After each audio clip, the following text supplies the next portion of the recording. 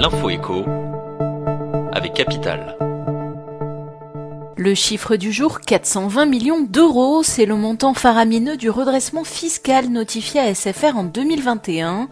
En cause, l'impôt sur les bénéfices des années 2017 à 2019 de l'opérateur au carré rouge, ainsi que son utilisation de la TVA à taux réduit sur la presse. SFR prétextait qu'il proposait à ses clients un bouquet de journaux pour appliquer un taux de TVA de 2,1% à une large partie de ses offres triple play, contre un pourcentage normalement fixé à 20% pour les services télécoms et à 10% pour la télé payante. À la clé, une marge boostée par la firme de Patrick Drahi, celle-ci facturant le même prix à ses abonnés sans imputer l'économie de TVA et un gain estimé à 20 millions d'euros par mois. Tous les détails sur les déboires fiscaux de SFR sont à retrouver sur capital.fr.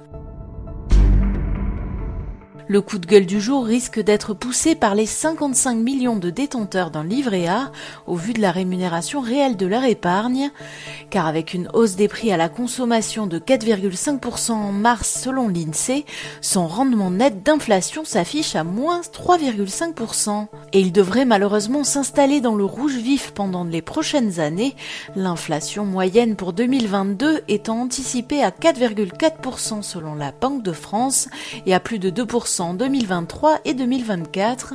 Une lueur d'espoir existe toutefois pour le livret A dont le taux a été relevé de 0,5 à 1% le 1er février dernier. La Banque de France a en effet la possibilité de l'augmenter dès le 1er mai, mais sondée par Capital, l'institution ne semble pas encline à agir aussitôt.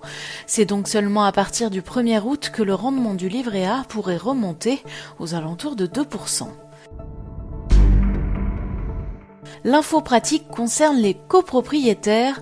Face à la flambée des prix du gaz, le gouvernement a mis en place un bouclier tarifaire qui consiste, pour les logements non éligibles aux tarifs réglementés, en une compensation financière équivalente à la hausse subie entre le 1er novembre 2021 et le 30 juin 2022.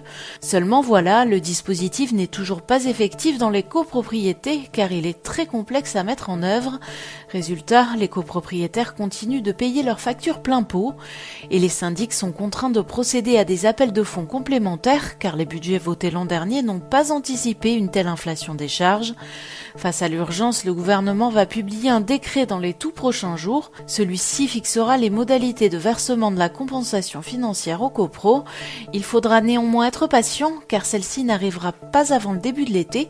Plus d'infos sur notre site. Et on termine avec ce petit conseil à destination des automobilistes. À l'heure où les prix à la pompe atteignent des sommets, pensez à vérifier la pression de vos pneus avant de prendre le volant. En effet, le niveau de gonflage des gommes aurait un impact important sur la consommation de carburant. Une pression insuffisante l'augmenterait de 7 à 10%. Parmi les autres petites astuces qui permettent de réduire la facture à la pompe, l'éco-conduite, faire le plein le matin ou encore ne pas trop appuyer sur la gâchette. C'était l'info éco avec Capital.